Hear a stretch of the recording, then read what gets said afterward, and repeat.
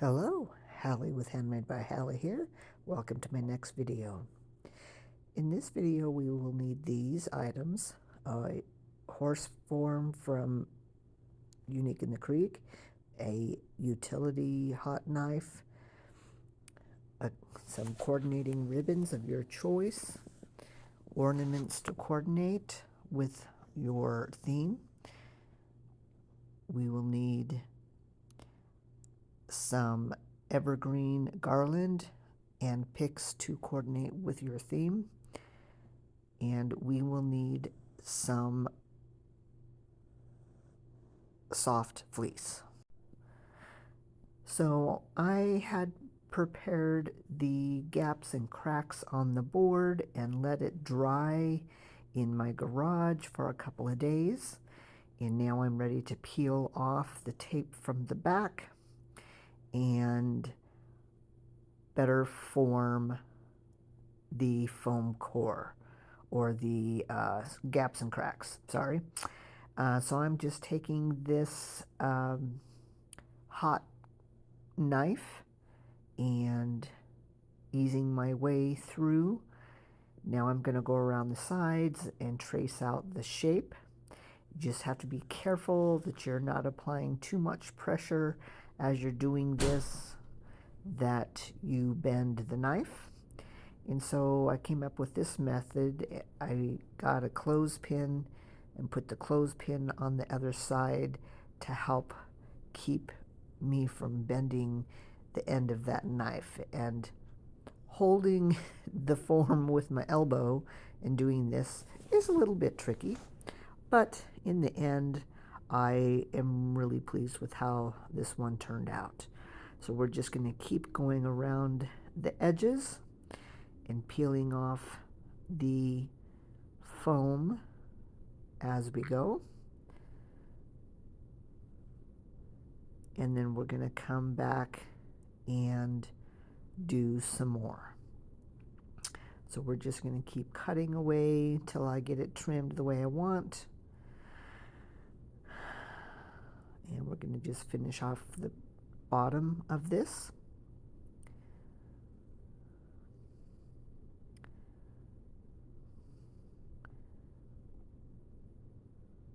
And this method ended up working pretty well. So I'm just shaping that ear a little bit more. Now I want to make this not as thick. And in the second one that I did after this one, I did figure out a different method. And if you take the hot knife and put it in to the depth that you want to make it, it's easier to cut off bigger chunks. So we're just going to continue to shape the horse with shaving off, and on the outer edges I kind of angle the foam, and you see I am using that clothespin at times. The other method that I used was a little bit easier, and I was able to take off bigger sections. But in the end, everything came out to be the way I wanted it. And here you can see I'm taking off a little bit bigger section here. And again, you have to be careful not to bend that knife, because you can snap it off. And we just keep cutting away and keep shaping it. Cut that ear down a little bit. Now we're going to go around the neck and the head. Get that shaped a little bit too.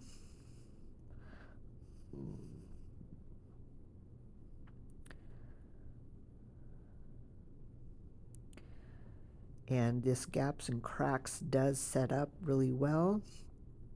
Sometimes you do have some air pockets that form, and you can use some of those pieces that you've cut off to fill those pockets. I don't think this particular one had very many pockets empty in it, but I did this about 3 or 4 times, and I think at least 1 or 2 of the other ones did have some pockets of air in between the layers, as I did do 2 layers of foam on here. And you can kind of see there, I am kind of bending the knife a little bit. And I do end up bending that knife back, being a little bit more careful with what I'm doing. But we're just going to carve away, kind of like a sculptor does, to get the right shape until we're done. So now I'm going to do a layer of stuffing.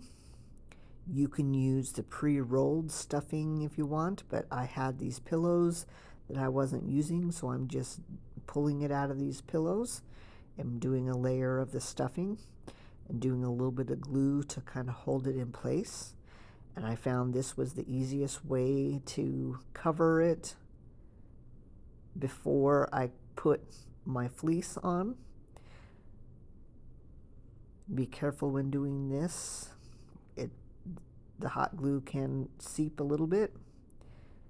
Cut off any excess, and you kind of have to fold those corners.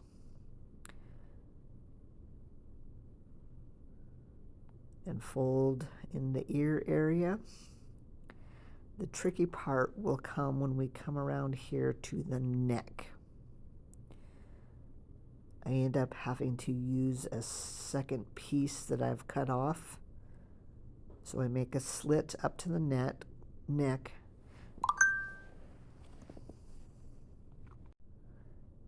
And you kind of see I'm kind of pulling at it, and I try a couple different ways. I wrap it around this side, and that doesn't stay, so I have to put that there and hold it.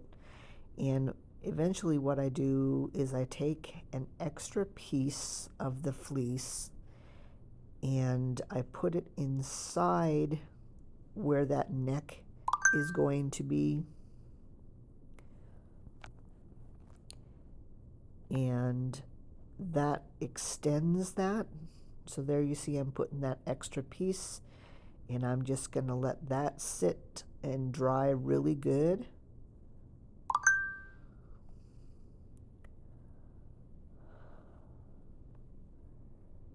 And once that is good and dry and everything else is dry, we will pull that centerpiece. And there, it's all on there. So the next thing we're going to do is take our red 1-inch ribbon, and I forget what these particular parts are called on the harness, but we're going to do one across the end of the nose and one back from that. I could have done a third one kind of from where the neck begins up to the ear, but I didn't do it on this one. Then we're going to take a piece of our green garland, and this is not a big, huge, fluffy garland, and I chose this for a reason. This is just the base, and I'm using some U-pins to hold these in. I make a couple of my own U-pins. Those hold just as well as the U-pins you can buy at any craft store. And we're going to use those to get everything all attached. Cut off a couple extra pieces there on the bottom. Now I'm going to take these picks I pulled off from a swag I got from Hobby Lobby. I really like this one, and this has gold glitter on the end, and I'm going to go through and place these going in the direction that the garland greens are going, and make this a little fuller. And what I'm doing is cutting the stems off to be about 2 inches long before I hit it with some glue and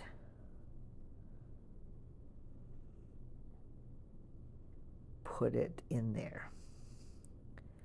In the end, I'm really pleased with the way this horse's mane looks, and I'm adding some of that filler up towards the top, and then I do go back and add a few more going down the neck, kind of on the inside, making sure it's filled all the way. Just a few more pieces. Sometimes the pieces like to fall off, and I just put them back in place.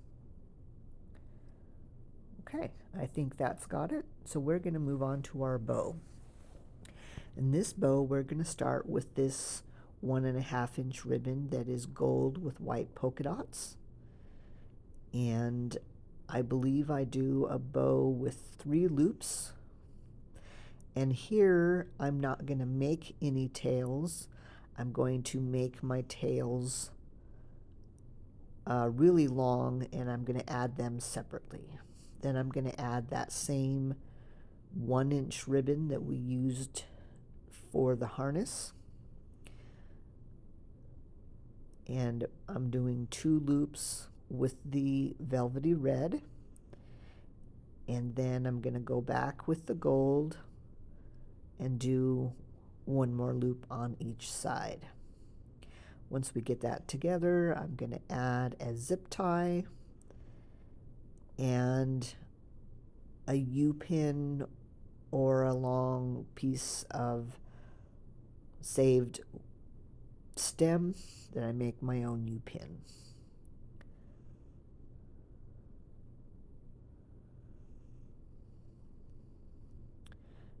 And I make sure I go back and cut off any tails from the ribbon, and we'll get it fluffed and get it onto the horse.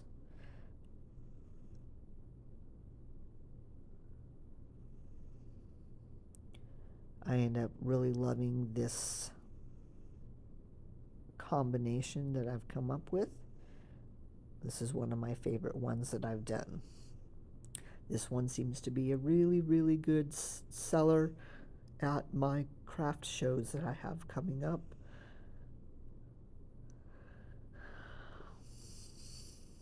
So I've found the place that I want to put my bow, but I'm going to undo my red, and I'm going to use the rest of the red, and I'm going to fold this in half approximately and make some long tails, and that leaves me with a smaller piece, and I think I fold that in half as well and make a shorter one.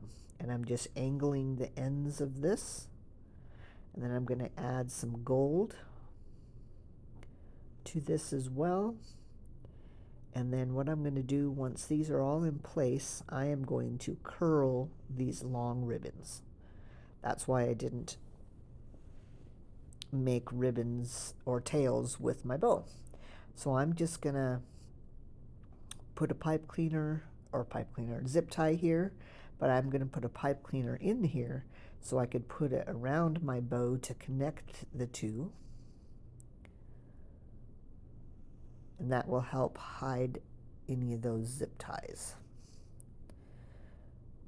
Now we are ready to get this bow in place, and this does get a little bit tricky to get to stay where I want it to.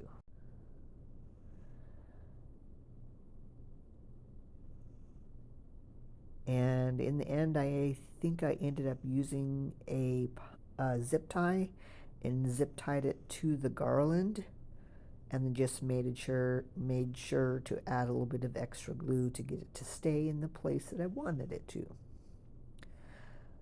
So now that that's in place, I am going to take, in this case I used a bottle of glue to wrap my ribbons around.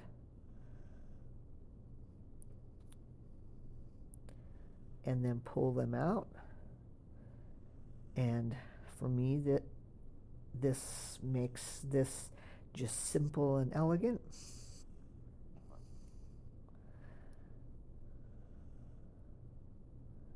And twist the shorter ones. Twist the gold and white. You can use anything in your craft room to twist. Sometimes I use a big fat marker or pen, but I wanted kind of a larger twist, so I used the glue or the paint. So now I have some coordinating ornaments that I had in my stash. I'm going to put these out here. I'm going to take off the hanging string, and I'm going to kind of choose where I want these, dip these in my hot glue pot and kind of give them a little wiggle back and forth to get them to stay. I'm just going to kind of get these placed where I want to, so I know where they're going to go, and then go back and get them glued.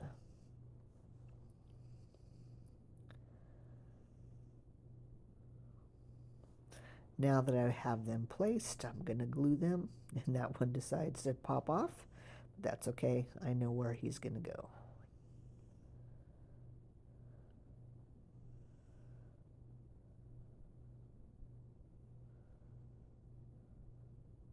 And we'll get this one in place too.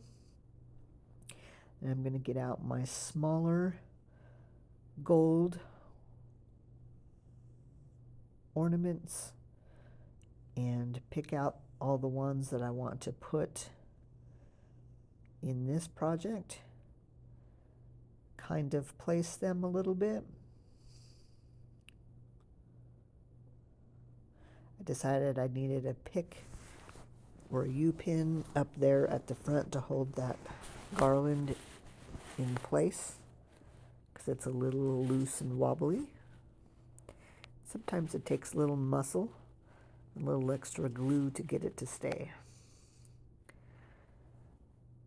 And I think I have two different kinds of other gold balls, some glittery ones and some matte ones.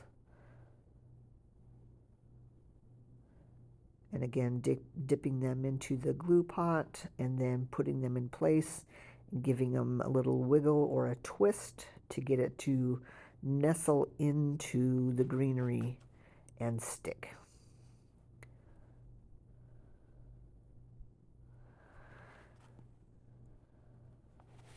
Just making sure to get everything spread out evenly. That's the reason why I go through and place them first and then glue them, because after you get them glued in, it's a little bit harder to move them around. So if you're liking this project, wouldn't you mind please doing all those things with liking, commenting, subscribing, and helping a crafter out. Okay, so I think we have this one about done. Let's take a look at the finished project. Here it is, hanging on the wall, all finished, all ready for my craft show.